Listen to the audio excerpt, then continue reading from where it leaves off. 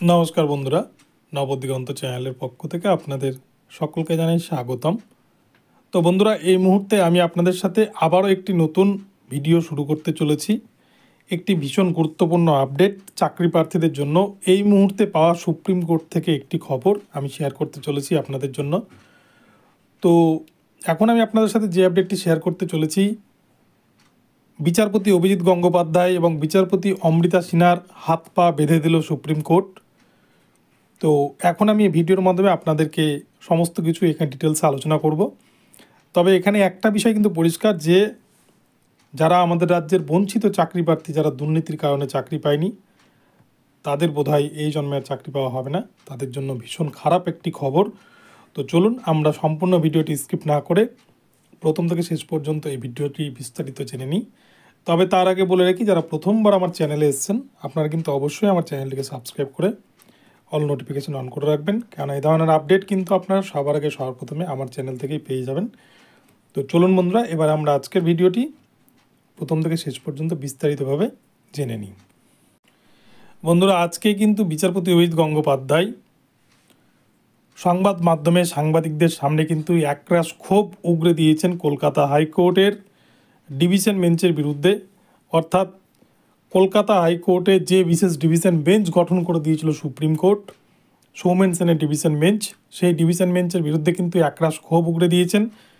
কেননা একটু আগে আমি আপনাদেরকে ভিডিও দিয়ে বলেছি যে বিচারপতি অমৃতা সিনহাকে এজলাসে ডেকে বিচারপতি সৌমেন সেন কী মন্তব্য করেছিলেন এবং প্রাথমিকের মামলা খারিজ করে দেওয়ার কথা বলেছিলেন এবং অভিষেক ব্যানার্জির বিরুদ্ধে যাতে কোনো রায় না হয় এই ধরনের কথা বলেছিলেন।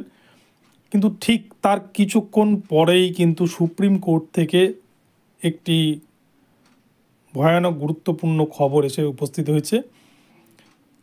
প্রাথমিকের যে নিয়োগ হয়েছিল 2014 টেটকে কেন্দ্র করে 2016 সালে এবং 2020 সালে, প্রসঙ্গত বলে রাখা ভালো, 2014 সালে 42,949 প্রাথমিকের নিয়োগ করেছিল প্রাথমিক শিক্ষা পর্ষদ এবং 2016 সালের পর 2020 সালে যে নিয়োগ হয়েছিল 16,500 রিক্রুটমেন্টের নোটিফিকেশান অনুযায়ী, এই দুটি নিয়োগে প্রায় 58,000 মতো শিক্ষক কিন্তু নিয়োগ করেছিল পশ্চিমবঙ্গ প্রাথমিক শিক্ষা পর্ষদ তথা রাজ্য সরকার।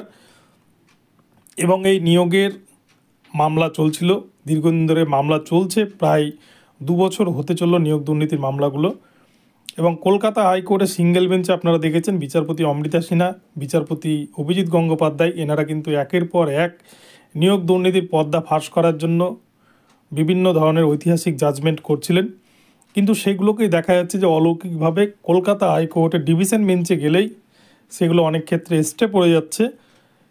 এবং এবারে কিন্তু সুপ্রিম কোর্টে আজকে একটি মামলা ছিল ঠিক এই ম্যাটারেই।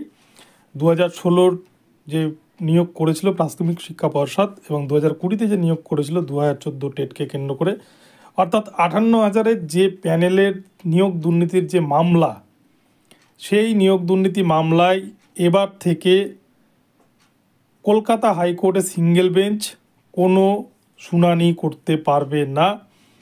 শুনানি করতে পারবে কলকাতা হাইকোর্টের ডিভিশন বেঞ্চ। এখানে কিন্তু বিষয়টা ভালো করে লক্ষ্য করুন আপনারা, কলকাতা হাইকোর্টের সিঙ্গেল বেঞ্চ কোনো শুনানি করতে পারবে না, শুনানি করতে পারবে ডিভিশন বেঞ্চ। আপনারা জানেন কলকাতা হাইকোর্টের সিঙ্গেল বেঞ্চে আগে শুধুমাত্র কিন্তু বিচারপতি অভিজিৎ গঙ্গোপাধ্যায়ের এজলাসেই সমস্ত মামলাগুলো উঠত এবং সুপ্রিম কোর্ট থেকে বিচারপতি অভিজিৎ গঙ্গোপাধ্যায় এবিপি আনন্দে সুমন রায়কে যে সাক্ষাৎকার দিয়েছিলেন, সেই সাক্ষাৎকারের ভিত্তিতে একটি মামলা হয় এবং সেখান থেকে কিন্তু দুটো মামলা প্রাথমিকের ওনার এজলাস থেকে সরিয়ে বিচারপতি অমৃতা সিনহার এজলাসে নিয়ে যাওয়া হয়। এবং বিচারপতি অমৃতা সিনহাও যখন বিচারপতি গঙ্গোপাধ্যায়ের মতোই জাজমেন্ট করছেন এবং ওনার মতোই রায় দিচ্ছেন, তখন কিন্তু ওনাকেও বিভিন্নভাবে প্রভাব খাটিয়ে জাজমেন্টের দিক বদল করার চেষ্টা করা হচ্ছে। এবং সুপ্রিম কোর্ট থেকে কিন্তু আজকে পুরোপুরি হাত পা বেঁধে দিল কলকাতা হাইকোর্টে সিঙ্গেল বেঞ্চের বিচারপতিদের, অর্থাৎ বিচারপতি অভিজিৎ গঙ্গোপাধ্যায় এবং বিচারপতি অমৃতা সিনহার। এনারা কোনো জাজমেন্ট আর করতে পারবেন না প্রাইমারি নিয়োগের ক্ষেত্রে 2016 এবং 2020 58,000-এর যে নিয়োগ দুর্নীতির মামলা তাই নিয়ে। কিন্তু ডিভিশন বেঞ্চ করতে পারবে তো এখানেই কিন্তু আপনারা বুঝতে পারছেন নিশ্চয়ই, এটা একটা অন্তর্বর্তীকালীন স্থগিতাদেশ জারি করেছে সুপ্রিম কোর্ট। মার্চ মাসে এই মামলাটি আবার পুনরায় উঠবে সুপ্রিম কোর্টে। এই মার্চ মাস অবধি কোনো জাজমেন্ট করতে পারবে না কলকাতা হাইকোর্টে সিঙ্গেল বেঞ্চ। এটা কিন্তু চাকরি প্রার্থীদের জন্য খুবই ভয়ানক একটি খুবই খারাপ খবর। বঞ্চিত চাকরি প্রার্থী যারা বিভিন্ন কারণে, দুর্নীতির কারণে নিয়োগের জায়গা পায়নি, অনেক ভালো ভালো ক্যান্ডিডেট কিন্তু নিয়োগের জায়গা পায়নি।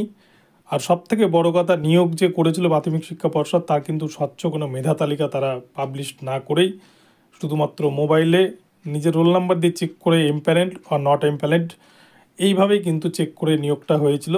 পরে কোর্টের নির্দেশ মতো তারা একটা ব্রেকআপ মেরিট লিস্ট দিতে বাধ্য হয়, কিন্তু সেভাবে কোনো মেরিট লিস্ট কিন্তু ছিল না। আর সেই জন্যই কিন্তু এত নিয়োগ দুর্নীতি হয়েছিল। আর তার জন্য অনেক চাকরি প্রার্থী কিন্তু পশ্চিমবঙ্গের যারা বঞ্চিত হয়ে রয়েছিলেন, তাদের কিন্তু ভবিষ্যতে হয়তো আর কোনো দিন সুরাহা পাবেও না তারা। কেননা বিচারপতি অভিজিৎ গঙ্গোপাধ্যায় এবং বিচারপতি অমৃতা সিনহা বঞ্চিত চাকরি প্রার্থীদের জন্য লড়াই করলেও তারা যেহেতু কলকাতা হাইকোর্টে সিঙ্গেল বেঞ্চে রয়েছে, তাদের ওপরেও কিন্তু আরও উচ্চ আদালতগুলো রয়েছে, এবং উচ্চ আদালত যেহেতু তাদের নির্দেশকে বারংবার স্থগিতাদেশ জারি করছেন এবং তাদের হাত পাকে কিন্তু বারংবার বেঁধে দিচ্ছেন। এর ফলে কিন্তু একটা বিষয় পরিষ্কার, যে হয়তো প্রাথমিকের সবগুলো মামলা এবার অন্য কোনো বিচারপতির এজলাসে পাঠিয়ে দেওয়া হবে। আর নয়তো যে জাজমেন্টটা আজকে দিয়েছে, হয়তো এই জাজমেন্টটা শুধু মার্চ মাস অবধি নয়, হয়তো দীর্ঘদিন অবধি বহাল থাকতে পারে বা রাখতে পারে সুপ্রিম কোর্ট। তবে কি হবে সেটা বলা মুশকিল।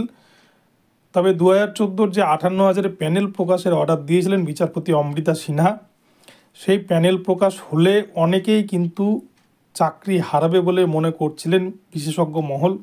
আর সেই জন্যই প্রাথমিক শিক্ষা পর্ষদ কিছুতেই প্যানেল প্রকাশ করবে না বলে তারা ডিভিশন বেঞ্চ থেকে স্টে অর্ডার করিয়ে নিয়ে আসে। অপরদিকে বিচারপতি অভিজিৎ গঙ্গোপাধ্যায়ও 3রা জানুয়ারি 2024 তারিখে 42,949 প্যানেল প্রকাশের অর্ডার দেন।